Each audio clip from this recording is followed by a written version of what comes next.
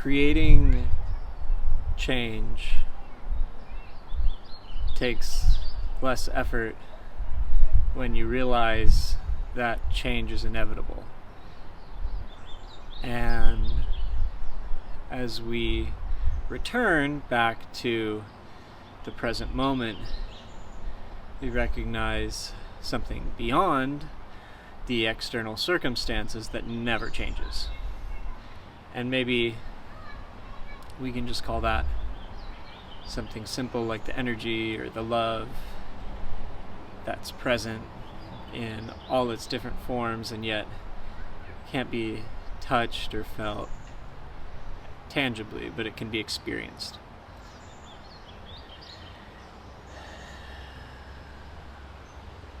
So when we're experiencing life in a way that we have a certain conviction to change, perhaps there's a number of directions we can pursue, and this is wonderful to be in a place to always see ourselves, whether we're in the state of changing or even giving advice on changing, that especially for giving advice, that we're speaking from a place that only we can offer help from our own experience, so that our ability to be of service is more connected to our ability to be present than it is to be quote unquote helping. And that sometimes in helping there's the coming out of presence, because we feel we have to help others who can really help themselves. Once we recognize that they have the ability to do that, then we don't have to extend beyond our own internal boundary, and we can maintain our own energy, so that when we are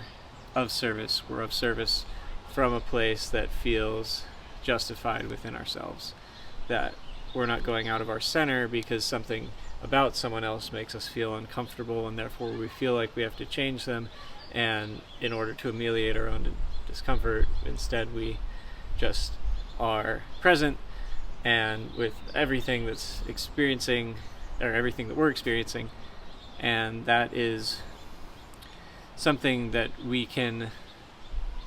cultivate within ourselves to encourage change, not just within ourselves but within other people too, and that the more that we commit to that change within ourselves, the more that we see other people around us doing the same thing. And if there's big things, take small bites. Start with something that's manageable if you're feeling overwhelmed, or if you're feeling like there's greater challenges than you can meet right now, that there's always a threshold that is right for you, and also when life throws you a curveball, it'll never be too much for you, and that this is something that we are testing the capabilities, or perhaps the world, or if you're more spiritually inclined, the intelligent mind of the universe is designed to be present to all experiences. So if we were to say that there is some kind of omnipotent intelligence in the universe, that it would be learning from all of the experiences that all of us are having, and that we are, regardless of that, we are still just capable of learning from our own experiences and from the experiences of other people. So as we cultivate our own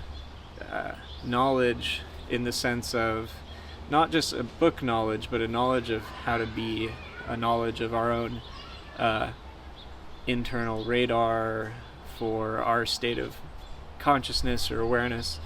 that there are practices that we can do to increase that awareness, and that it's an embodied awareness, so it's not just an awareness of our state on an emotional or a mental level. It's still being aware of the physical form, and with a different layer of awareness than only the physical form, that we're perhaps aware of situations that are, obviously beyond our bodies when just even looking at the news or social media or anything like that. So it's no surprise to recognize that we have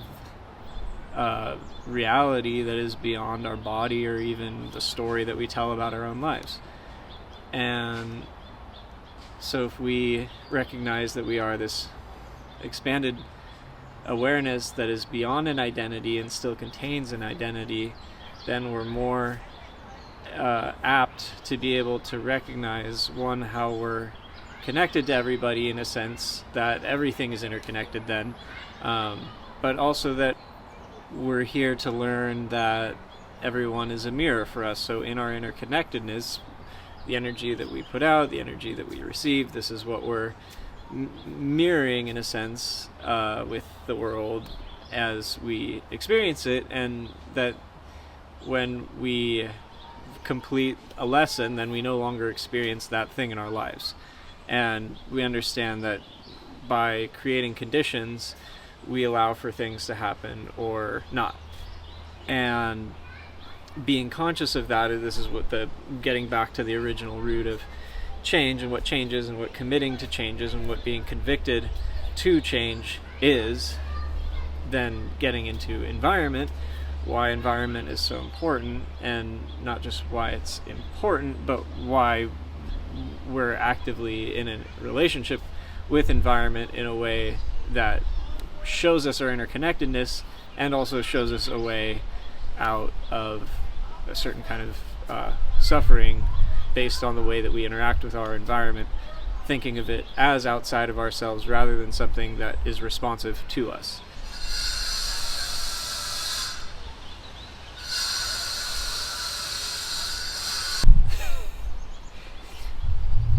This actually might be a really good teaching example of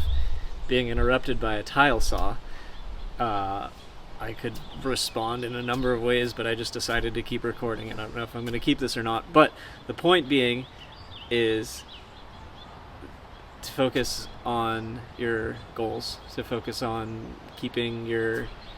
vision clear and your eyes on the prize. And this may be something like a worldly goal, it might be something petty, it might be something huge. Just remembering that the more love that we feel in our hearts, whether it's for other people or for the goals that we have, that